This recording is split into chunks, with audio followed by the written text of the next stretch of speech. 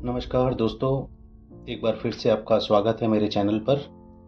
तो आज फिर से मैं आपको डीआरए का चैप्टर नंबर 2 मैं आपको बताने वाला हूं। और ये चैप्टर जो है बैंकर कस्टमर रिलेशनशिप के बारे में है। ये बहुत ही इंटरेस्टिंग चैप्टर है और इस चैप्टर में कई सारे क्वेश्चंस डीआरए में 100% आते ही आते हैं।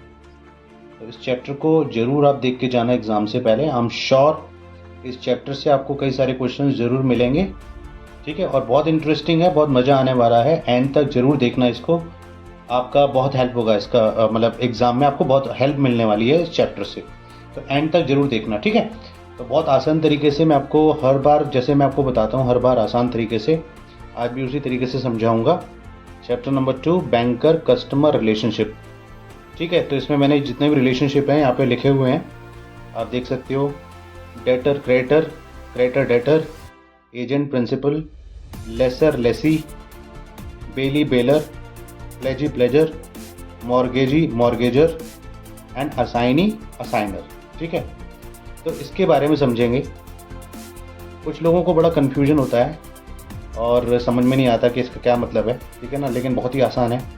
देखिए, डेटर का मतलब होता है जो लोन लेता है, और क्रेडिटर का मतलब होता है जो लोन देता है, यानी कि जिसका पैसा है, जो पैसे का मालिक है, उसको बोलते हैं क्रेडिटर।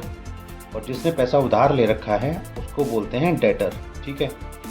तो अगर सिनेरियो कुछ इस तरह से आता है एग्ज़ाम में कि अगर कोई कस्टमर बैंक से लोन लेता है तो बैंक और कस्टमर के बीच में क्या रिलेशन होगा, ठीक है। तो मान लीजिए कोई कस्टमर है जिसने बैंक से लोन लिया। तो अब आप देखो, जो लोन लिया है ये किसने लिया है? कस्टमर ने लिया है, ठीक है ना। तो जो मैंने आपको बताया कि लोन लेने वाला जो होता है वो कौन होता है? डेप्टर। और जिसने लोन दिया, ठीक है ना, वो कौन है? बैंक। तो बैंक क्या हो गया? क्रेडिटर, ठीक है। तो इसमें क्वेश्चन किस तरीके से आता है कि in case of loan taken by customer, what will be the relationship between bank and customer. तो आपका आंसर क्या होगा? कस्टमर जो है वो डेटर है, यानी कि debtor is customer and creditor is bank, ठीक है। इसी का उल्टा सिनेरियो हो जाएगा। उल्टा सिनेरियो क्या? ये है क्रेडिटर एंड डेटर।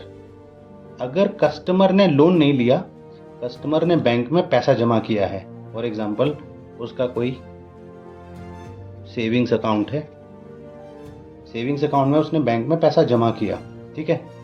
तो इस कंडीशन में पैसे का मालिक कौन है? कस्टमर। और एक तरीके से लोन लेने वाला कौन है?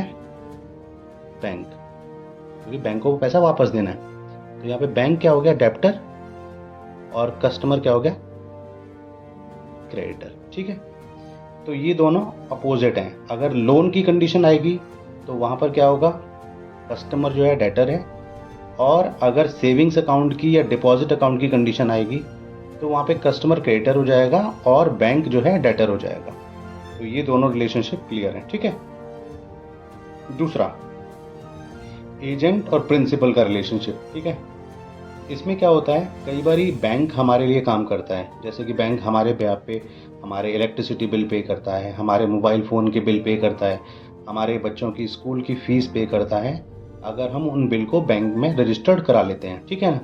जो भी यूटिलिटी बिल्स होते हैं, लैंडलाइन बिल, मोबाइल बिल या फिर पोस्टपेड बिल, जितने भी बिल हैं, अगर हम बैंक में रजिस्टर करा लेंगे तो बैंक क्या करता है? टाइम टू टाइम उन सारे बिल्स की पेमेंट करता रहता है। हमें ड्यू डेट याद रखने की ज़रूरत नहीं पड़ती, ठीक है।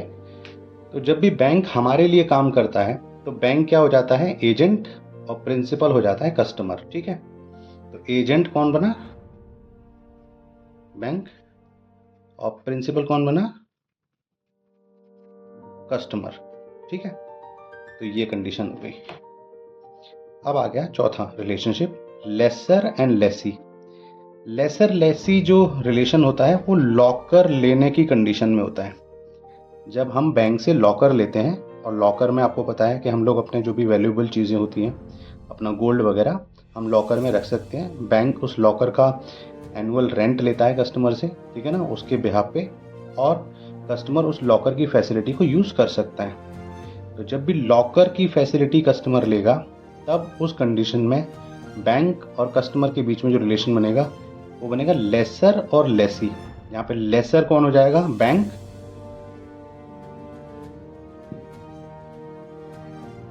और लेसी कौन हो जाएगा? कस्टमर। ठीक है, आप इसको उस तरीके से भी याद रख सकते हैं कि लेसर लेसी जो है, ये वर्ड जो लिया गया है ये लीज वर्ड से लिया गया है। लीज का मतलब किराए पे लेना, और किराए पे क्या ले रहे हैं हम लोग? लॉकर। लॉकर आपने किराए पे लिया, तो उस कंडीशन में जो रिलेशनशिप बना वो लेसर और लेसी का बना।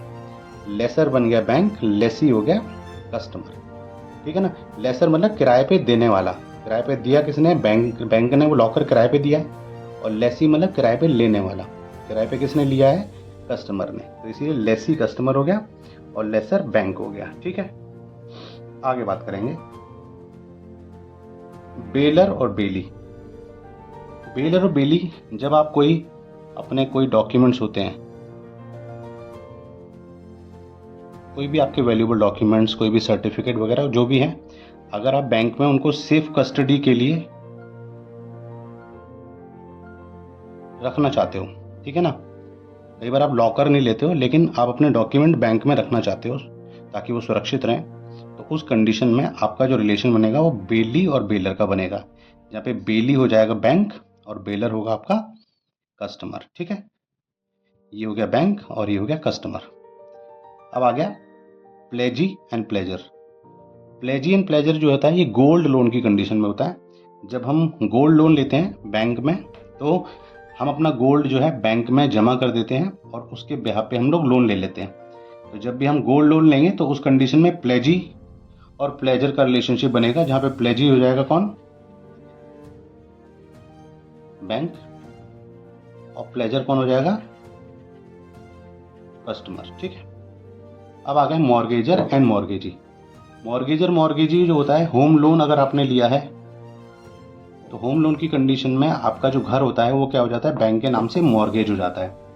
यानी कि आप उस घर में रह तो सकते हो लेकिन उसके पेपर बैंक के नाम से हो जाते हैं। तो उस कंडीशन में मॉर्गेजी कौन हो जाता है? बैंक, और मॉर्गेजर हो जाता है कस्टमर। ठीक है, और लास्ट है इसका असाइनी एंड असाइनर।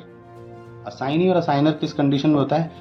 जब आप LIC पॉलिसी को गिरवी रख के बैंक से लोन लेते हो, ठीक है ना, LIC पॉलिसी को रख के भी हम लोग लोन ले सकते हैं। इस टॉपिक के बारे में आपको अगली वीडियो में डिटेल में समझाऊंगा, ये भी बहुत इंपॉर्टेंट टॉपिक है।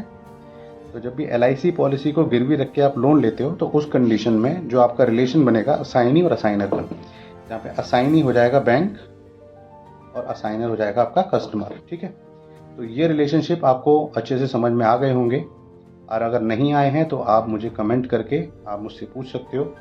मैं आपको उसके बारे में डिटेल में अपने कमेंट में ही आंसर आपको बता दूंगा। ठीक है, और अगर आपका कोई कीमती सुझाव है मेरे वीडियो के बारे में, प्लीज़ ज़रूर मुझे बताना ताकि मैं अपनी वीडियो को और अच्छे से इम्प्रूव करूं। ठीक है ना, और आप अगर चैनल पर नए हैं तो प्लीज़ चैनल को सब्सक्राइब जरूर करना ताकि मैं आपके लिए और भी वीडियो बनाता रहूं। और चैनल को सब्सक्राइब करने के बाद वीडियो अगर पसंद आई है तो उसको लाइक भी जरूर करना। ठीक है ना, तो थैंक यू सो मच अपना समय देने के लिए। All the very best for your exam. Thank you.